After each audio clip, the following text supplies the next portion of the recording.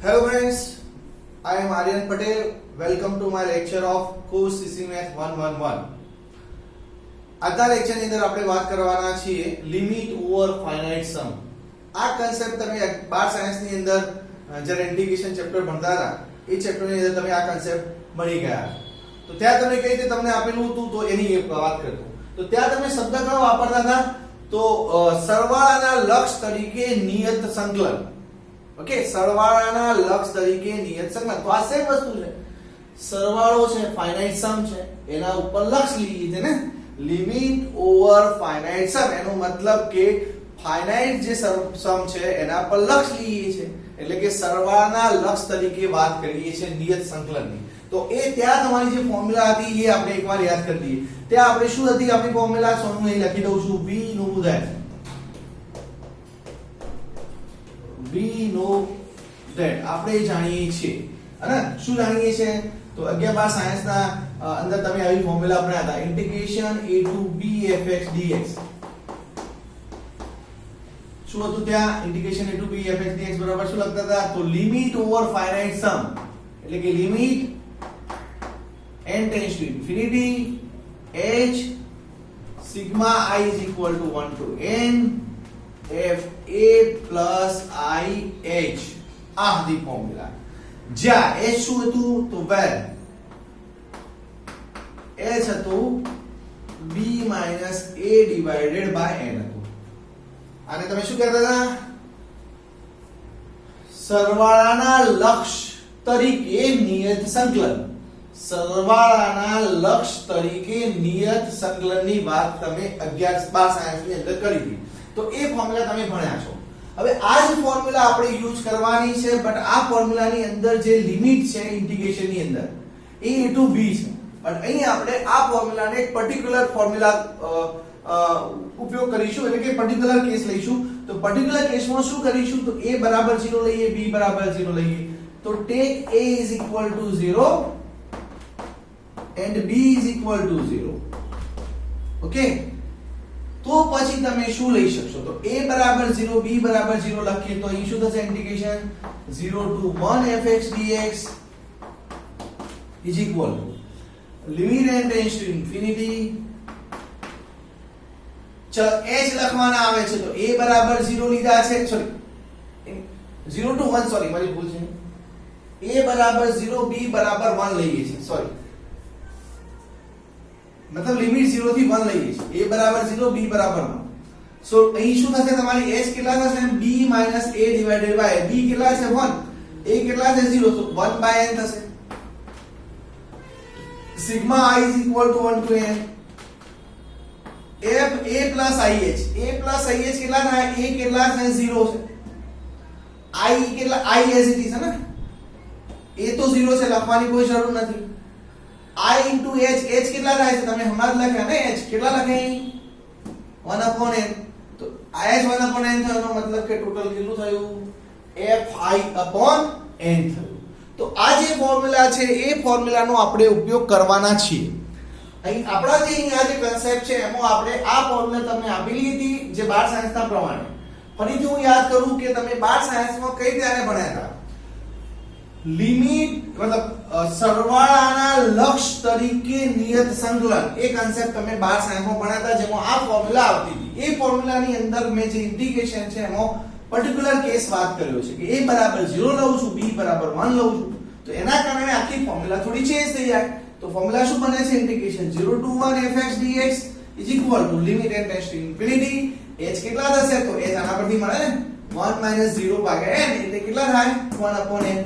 Sigma I બરાબર 1 to n. તો as it is f a બરાબર 0 છે તો આ તો 0 થઈ ગયું, લખવાની જરૂર નથી. બરાબર 0 પ્લસ હવે I સાથે h છે, h પણ કેટલા થાય છે? 1 minus 0 upon n એટલે 1 થાય, 1 upon n થાય તો I upon n ટોટલ થયો IH, હે ને? સો ઇન શોર્ટ તમે આ ફોર્મ્યુલા સુધી પહોંચ્યા. તો હવે પછી ધ્યાન રાખજો કે આ ફોર્મ્યુલાનો આપણે દાખલાની અંદર ઉપયોગ કરવાના છે. તો આને કઈ રીતે યાદ રાખીશું? તો આને આ રીતે યાદ રાખીશું. હું અહીં લખું છું, ચલો. Therefore a limit n tends to infinity 1 upon n sigma I is equal to 1 to n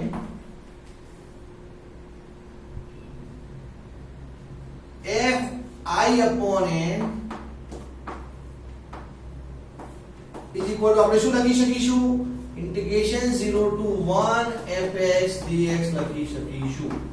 okay, તો સમજી લો એ શું છે આપણી પાસે આ જે હતું એને જ મેં નીચે લખ્યું છે, પણ પહેલા આ લખ્યું ને પાછળ આ લખ્યું છે. ઓકે, સો આ જે છે આપણી ફોર્મ્યુલા છે જેનો આપણે ઉપયોગ કરવાના છે, પણ એના માટે જુઓ તમે આને કઈ રીતે યાદ રાખશો, કઈ રીતે સમજશો, તો આ જે સ્ટેપ છે એ તો તમારી પાસે હોવું જ જોઈએ. કયું? Limit n tends to infinity sigma limit n tends to infinity 1 upon n sigma I upon n.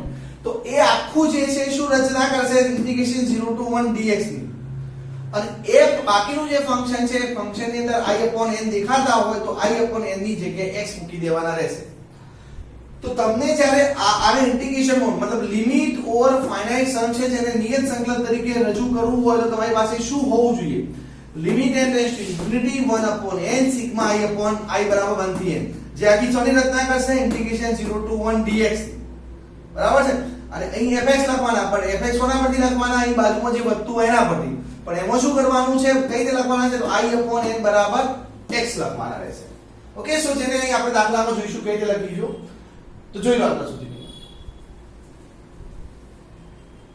ચલો હવે આપણે અહીં આ એક્ઝામ્પલ જોઈએ. એક્ઝામ્પલ શું છે, તો તમને એ પૂછવું છે કે 1 upon n plus 1 plus 1 upon n plus 2 plus 1 upon n plus 3 plus up to n 1 upon n plus n plus up to infinity. તો આ ઇન્ફાઇનાઇટ પદો અહીં આપેલા છે, એનો સરવાળો કરવાનો કયો છે, જે એક અઘરો ક્વેશ્ચન છે, પણ એ અઘરા ક્વેશ્ચનનો આન્સર અહીં મેથેમેટિક્સ આપે છે. કઈ રીતે આપે છે, તો આપણે હમણાં ફોર્મ્યુલા જોઈએ એ ફોર્મ્યુલા પરથી. તો ફોર્મ્યુલા શું હતી, તો limit n tends to infinity 1 upon n sigma I is equal to 1 to n f I upon n, એનો આન્સર શું થાય, ઇન્ટિગ્રેશન 0 to 1 fx dx થશે.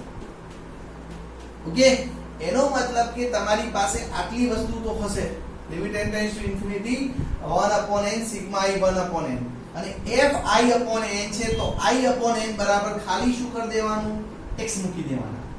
I upon n ની જગ્યાએ શું મૂકવાના, x મૂકી દેવાના. તો કયું ફંક્શન થાય, f I upon n ની જગ્યાએ શું થશે, fx થશે.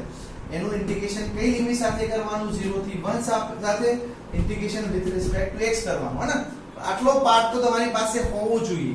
Limit n tends to infinity 1 upon n sigma I is equal to 1 to n, અને પછી તમે શું કરશો, f I upon n જે હોય ફંક્શન જે આપેલું હોય એમાં I upon n બરાબર x મૂકીને ફંક્શન લખશો. બાકી લિમિટ 0 થી 1 integration with respect to x આવશે. સો આ આપણી ફોર્મ્યુલા છે, જે ફોર્મ્યુલાનો ઉપયોગ અહીં કરવાના છીએ આપણે. ઓકે, સો સ્ટાર્ટ કરીએ. ચલો 1 upon n plus 1, સોરી અહીંથી સ્ટાર્ટ કરું. 1 upon n plus 1 plus 1 upon n plus 2 plus up to n, sorry એક ટેપ લખીએ છો,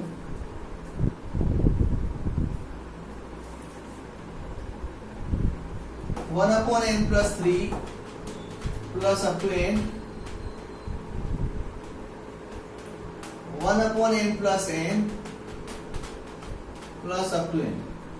ઓકે, આ સરવાળો આપણે મેળવવાનો છે. તો આ સરવાળાનું પહેલું સ્ટેપ શું છે, તો પહેલું સ્ટેપ એ કરીએ કે આપણે જો અહીં આ n જે છે એને ફિક્સ કરી દઈએ. તો કયા નંબર ચેન્જ થાય છે, 1 2 3 n અપ ટુ ઇન્ફિનિટી, હે ને. આ નંબરો વધતા જાય છે, કયો નંબર, n નંબર તો ફિક્સ છે તો એને જોવાની જરૂર નથી. જે નંબર બદલાય છે કયો, તો 1 2 3 અપ ટુ n, આ નંબર બદલાય છે. તો એક કામ કરું, અપ ટુ n સુધી લખ્યા છે તો અહીં આપણે આને આ રીતે લખી શકાય, અહીં limit n tends to infinity 1 આ રીતે લખી શકું, 1 upon n plus 1 1 upon n plus 2 plus 1 upon n plus 3 plus up to n 1 upon n plus n. Okay, તો એનો મતલબ કે આ થયું કહેવાય, કારણ કે જો અહીં 1 2 3 અપ ટુ n સુધી જવાનું છે. તો 1 2 3 અપ ટુ n સુધી ગયા, બટ એ n શું છે, ટેન્ડ્સ ટુ ઇન્ફિનિટી છે. તો આ ઇન્ફાઇનાઇટ પદોના સરવાળાને શોર્ટમાં 1 થી n પદોના સરવાળા તરીકે લખી દઉં. તો આગળ શું લખી દઉં, limit n tends to infinity. એનો મતલબ કે આ નંબર ક્યાં સુધી લઈ જવાનો છે, અપ ટુ ઇન્ફિનિટી સુધી. એનો મતલબ કે ઇન્ફિનિટી પદોની વાત થઈ જાય. ઓકે, ચલો આગળ જઈએ. Is equal to limit n tends to infinity. હવે આ જે છે n પદોનો સરવાળો છે, પણ ત્યાં n ફિક્સ છે, n છે ને. તો એને n પદોના સરવાળાને કઈ રીતે રિપ્રેઝન્ટ કરું તો સિગ્મા i = 1 to n લખું. કઈ રીતે લખું તો 1/n + i લખી શકું. જે ચેન્જ થતો નંબર n તો ફિક્સ છે, n માં કશું ચેન્જ આવતો નથી, n તો n જ છે. બટ અહીં નંબર બદલાય છે 1 2 3, તો એ નંબરને હું શું કહી દઉં છું i, અને i ક્યાંથી ક્યાં ચેન્જ કરું છું 1 થી n સુધી. ચલો તમને કોઈ પૂછે કે સિગ્મા i = 1 થી n, i 1/n + i લખો તો તમે શું લખો? પહેલા i = 1 મૂકો એટલે પહેલું પદ કયું આવે 1/n + 2, પછી i = 2 મૂકો તો 1/n + 2, અને સિગ્મા શું બતાવે છે? સરવાળો બતાવે છે. ઓકે, સો આને રિવર્સમાં જુઓ તો આ થવાનું જ છે. યસ. હવે શું કરીશું તો અહીં આપણી પાસે જુઓ એ limit n tends to infinity પણ હોવા જોઈએ. લિમિટ ઓવર ફાઇનાઇટ સમ ની વાત છે તો લિમિટ ઓવર ફાઇનાઇટ સમ તો છે, પણ એ વચ્ચે 1/n હોવા જોઈએ. તો 1/n નીકળશે તો આમાંથી n કાઢવાનો પ્રયત્ન કરો કે જેથી આપણે 1/n લઈ જઈ શકીએ. સો is equal to limit n tends to infinity. Okay, આમાંથી એક કામ કરું, નીચેથી n બહાર કાઢી દઉં છું તો અહીં બહાર નીકળશે તો શું થશે? 1/n થશે. તો હું અહીં પહેલા રાખું. ચલો, સિગ્મા i = 1 to n, 1 અંદરથી મેં n કાઢી નાખ્યા છે તો હવે શું રહેશે? 1 + i/n રહેશે, હે ને? મતલબ n કાઢ્યા છે તો અહીંથી n નીકળી ગયા, પણ અહીં તો n હતા નહીં તો ભાગ્યા n લખવા પડશે. હવે આ 1/n છે એને આને ઓળંગીને આ બાજુ લઈ જઈ શકું તો હા, કારણ કે આ જે આખું સમેશન છે એ ડિપેન્ડ કોના પર છે? i પર, અને i આમાં છે નહીં તો આના પર કોઈ ઇફેક્ટ i આપે નથી, આપશે નહીં. એટલા માટે 1/n ને તમે સાઈડમાં લઈ જઈ શકો. તો હું શું લખીશ આગળ નકરું step? Limit n tends to infinity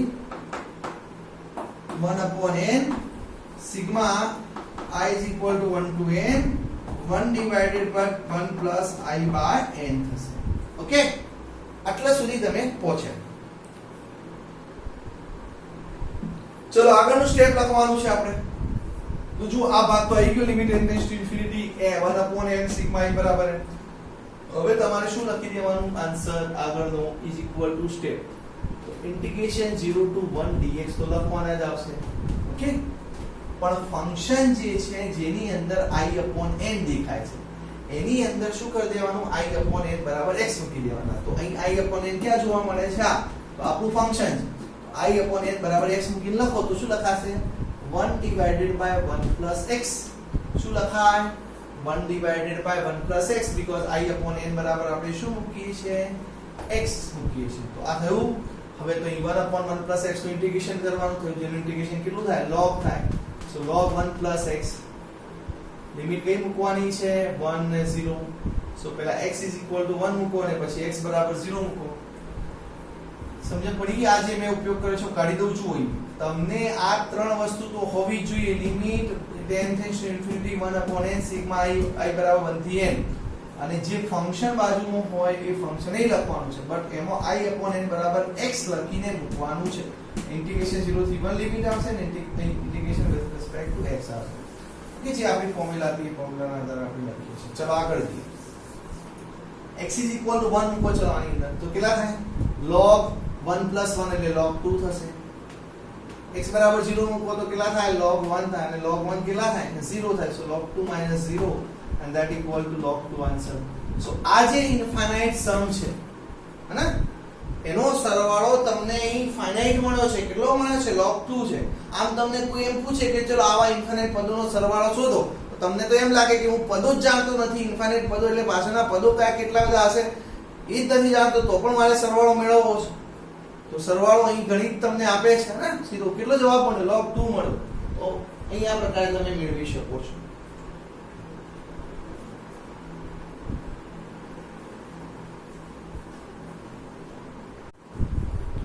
ચલો હવે આ એક્ઝામ્પલ જોઈએ. આ એક્ઝામ્પલ શું કહે છે? તો આગળના એક્ઝામ્પલ જેવો જ છે, પણ અહીં થોડું ઘણું ચેન્જ છે. તો એ આધારે આપણે દાખલો આગળ ગણતા તે પ્રમાણે ગણવાનું સ્ટાર્ટ કરી દઈએ. ઓકે, સો અહીં પણ ઇન્ફાઇનાઇટ પદોનો સરવાળો છે. સો શરૂઆત ક્યાંથી કરીશું? આપણું જે આપેલો છે સમય લખી દઈએ. n/n² + 1² plus n/n² plus 2² plus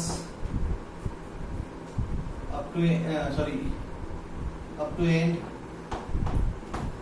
n plus n square plus n minus 1 square plus up to n. Okay, so આ પ્રકારના તમને ઇન્ફાઇનાઇટ પદોનો સરવાળો આપેલો છે. પહેલા તો આપણે એને ઇન્ફાઇનાઇટ પદો છે એની જગ્યાએ કેટલા પદો લખીએ? ફક્ત n પદો લખીએ. કેટલા લખીશું ફક્ત n પદો એટલે કે n upon n square plus 1 square n upon n square plus 2 square આ બીજું પદ કહેવાય. એ જ રીતે n નું પદ કયું કહેવાય તો n upon n square plus n square. Okay અહીં n upon n square plus n square પદ અહીં લખ્યું નથી પણ છે ખરું ને કારણ કે ઇન્ફાઇનાઇટ પદો લખે. આના પછી એ પદ આવતું છે તો આપણે અહીં આટલા પદો લીધા. મેં કેમ લીધા અહીં n પદો કારણ કે હું હવે અહીં n પદો લીધા છે તો એ n ટેન્ડ્સ ટુ ઇન્ફિનિટી લખું છું. એનો મતલબ કે કેટલા પદોની વાત થઈ ગઈ ઇન્ફાઇનાઇટ પદોની વાત થઈ ગઈ હે ને. સમજ પડી. ચલો અહીં આગળ જઈએ છીએ તો is equal to limit n tends to infinity. હવે આ તો n પદોનો સરવાળો છે જ્યાં શું ફિક્સ છે n જુઓ બધી જગ્યાએ ઉપર n છે. અહીં n સ્ક્વેર છે અહીં n સ્ક્વેર છે અહીં n સ્ક્વેર છે તો એમાં તો કોઈ ચેન્જ આવવાનું નથી. ઓકે સો n રહેવાના છે નીચે n સ્ક્વેર પણ રહેવાના છે. જે ચેન્જ થાય છે કોણ થાય છે 1 2 3 એવું થાય છે ને એટલે 1 square 2 square 3 square up to n square. તો એને આપણે શું લખી શકીએ i સ્ક્વેર લખી શકીએ પણ i ક્યાંથી ક્યાં ચેન્જ થાય છે 1 થી. ઓકે સો શું લખી શકીએ i સ્ક્વેર. હવે તમે ચલો તમને ના ખબર પડે તો રિવર્સમાં જાઓ. i બરાબર 1 મૂકો તો આ થાય term n upon n square plus 1 square. i બરાબર 2 મૂકશો તો આ થશે. i બરાબર n મૂકશો તો આ થશે. સો ઇન શોર્ટ તમે લખી દીધું છે. હવે પ્રોબ્લેમ એ છે કે 1 upon n લાવવા છે તો 1 upon n લાવવાની આગળની પ્રોસેસ કરીએ. ચલો limit n tends to infinity sigma i is equal to 1 to n. તો ઉપરથી જુઓ કેટલા n નીકળે છે નીચેથી કેટલા n નીકળે છે તો ઉપરથી n ની ઉપર n છે ઓકે અને નીચેથી n સ્ક્વેર કાઢી નાખો બહાર. તો ચલો કેટલા બચશે 1 plus i square divided by n square રહેશે. તો જો અહીં n ભાગ્યા n સ્ક્વેર એટલે કેટલા થાય 1 upon n થાય. કેટલા થાય 1 upon n એને હું બહાર લઈ જઈ શકું હા બીકોઝ i એના પર કોઈ ઇફેક્ટ આપતી નથી તો એને હું બહાર લઈ જઈ શકું છું. સો ઇઝ ઇક્વલ ટુ લખી શકાય limit n tends to infinity 1 upon n sigma I is equal to 1 to n શું બધાય છે 1 upon 1 plus I upon n no square. તો મને અહીં દેખાય છે I upon n દેખાયા બાકીનો ભાગ પણ તમારો આવી ગયો છે તો તમે શું લખી શકશો અહીં ઇન્ટિગ્રેશન 0 to 1 dx તો લખવાના જ છો પણ આની જગ્યાએ શું લખશો તો 1 upon 1 plus I upon n ની જગ્યાએ શું લખવાનું કહ્યું છે ફંક્શનમાં મેં x લખવાના કહ્યા છે તો 1 upon 1 plus x સ્ક્વેર થાય. હવે આનું ઇન્ટિગ્રેશન તો આપણે જાણીએ છીએ શું છે tan inverse x.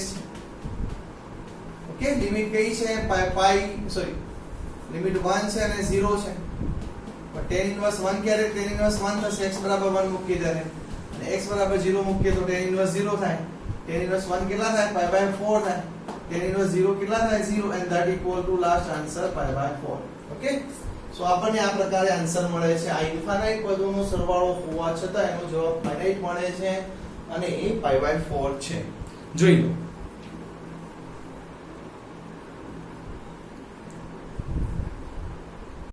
Next example આ છે evaluate 1 upon n sec square pi upon 4n plus sec square 2 pi upon 4n plus up to n sec square n pi upon 4n plus up to n infinity. Okay so આનો answer આપણે મેળવવો છે તો અહીં આગળ example કરાય છે એ પ્રકારે આપણે પ્રોસેસ કરીએ છીએ. સો ફર્સ્ટ 1 upon n આપણે જે સમ આપ્યો છે લખી દઈએ sec square pi upon 4n plus sec square 2 pi upon 4n plus up to n plus sec square n pi upon 4n plus up to infinity.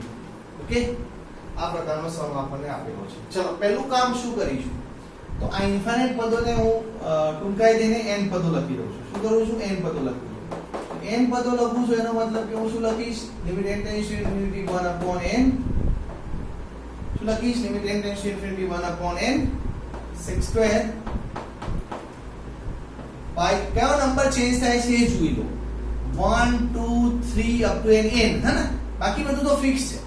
સો નીચે 4n fix છે સો અહીં pi upon 4n sec square 2 pi upon 4n plus up to n છેલ્લું પદ કેવું હશે sec square n pi upon n અને n pi upon 4n જે છે એમાં જે n જે છે એ ટેન્ડ્સ ટુ શું લીધો છે ઇન્ફિનિટી મતલબ આપણે ઇન્ફાઇનાઇટ પદોનો સરવાળો કરી રહ્યા છીએ. હવે આગળનું સ્ટેપ શું થશે so that equal to limit n tends to infinity 1 upon n હવે આ જે છે કેટલા પદોનો સરવાળો છે? n પદોનો સરવાળો છે. પણ ત્યાં જુઓ કોણ ફિક્સ કોણ છે? તો પાઈ અહીં પણ છે, બધામાં જુઓ પાઈ છે. 4n છે નીચે તો બધામાં 4n છે. sec સ્ક્વેર છે તો sec સ્ક્વેર છે. તો હું શું લખીશ? જો sec સ્ક્વેર પાઈ છે ને બધી જગ્યાએ, પણ જુઓ પાઈ નીચે 4n પણ છે. નંબર બદલાતો કયો છે? તો 1 2 3 અપ ટુ n. એટલે કે નંબરને હું શું નામ આપી દઉં? i. તો sec square i upon n થયો. જે i કયા નંબરથી રન થાય છે? 1 થી સ્ટાર્ટ થાય છે અને n પદ સુધી જાય છે. તો આ પ્રકારે લખી શકાય. હવે અહીં જો આ તમારું સ્વરૂપ તો આવી ગયું, limit n tends to infinity 1 upon n sigma i બરાબર 1 થી n. આ તો આવી ગયું છે. તો હવે ખાલી ફક્ત શું કરવાનું? i upon n જે ફંક્શન છે એની અંદર i upon n હોય એની જગ્યાએ x મૂકી દેવાના છે. તો તમારું ઇન્ટિગ્રેશન થઈ જશે. તો ઇન્ટિગ્રેશન કયું લખીશું? ઇન્ટિગ્રેશન 0 to 1 શું લખાશે? dx. તો sec સ્ક્વેર શું લખાશે? i upon n બરાબર x પ્લસ હોય, i upon n બરાબર x મૂકો તો શું લખાશે? pi by 4 તો છે જ, અને i upon n x બરાબર x લખીએ તો શું થાય? pi x by 4 થશે. બીકોઝ i ભાગ્યા n, i અહીં છે, n છે. i ભાગ્યા n બરાબર શું મૂકવાના છે? x મૂકવાના છે. તો ઇન્ટિગ્રેશન શું મળે છે? sec square pi x divide sec square pi x by 4 છે. હવે sec સ્ક્વેર નું ઇન્ટિગ્રેશન શું થાય? એક્ચ્યુઅલી માં sec સ્ક્વેર શું છે? tan નું ડેરિવેટિવ છે. તો sec સ્ક્વેર નું ઇન્ટિગ્રેશન શું થાય? tan થાય. ઓકે, સો એના પછીનું સ્ટેપ અહીં લખું છું. તો ઇન્ટિગ્રેશન થઈ ગયું છે tan pi x by 4, અને આપણે જાણીએ છીએ કે વેરીએબલની બાજુમાં જે નંબર હોય નીચે લખવો પડે, એટલે કે pi by 4. લિમિટ કઈ છે? 1 0. હવે જે નીચે pi by 4 જે છે એ એક્ચ્યુઅલમાં ઉપર જશે તો શું થશે? 4 by pi થશે. એને હું બહાર કાઢી દઉં છું પહેલા, લિમિટ મૂકતા પહેલા શું કરું છું? એને બહાર કાઢી દઉં છું. તો 4 upon pi. હવે અહીં 10 હું કેમ કાઢું છું? કે જેથી લિમિટ મૂકવામાં તમને કેલ્ક્યુલેશનમાં પ્રોબ્લેમ ના થાય, કન્ફ્યુઝન વાળો સ્ટેપ ના આવે. એટલા માટે હું તમને પહેલા બહાર કાઢી લેવાની વાત કરું છું. 4 upon pi upon 4 મળી જાય તો ઉપર જઈને 4 upon pi થાય ને, એટલા માટે. ચલો હવે અહીં આગળનું સ્ટેપ કરીશું. તો 4 upon pi x બરાબર 1 મૂકો તો tan pi by 4 થાય છે, અને x બરાબર 0 મૂકીએ તો tan 0 થાય છે. tan pi by 4 આપણે જાણીએ છીએ કેટલા થાય? 1 થાય. અને tan 0 કેટલા થાય? 0. તો આન્સર કેટલો આવે છે? 4 upon pi આન્સર આવે છે. જોઈ લો.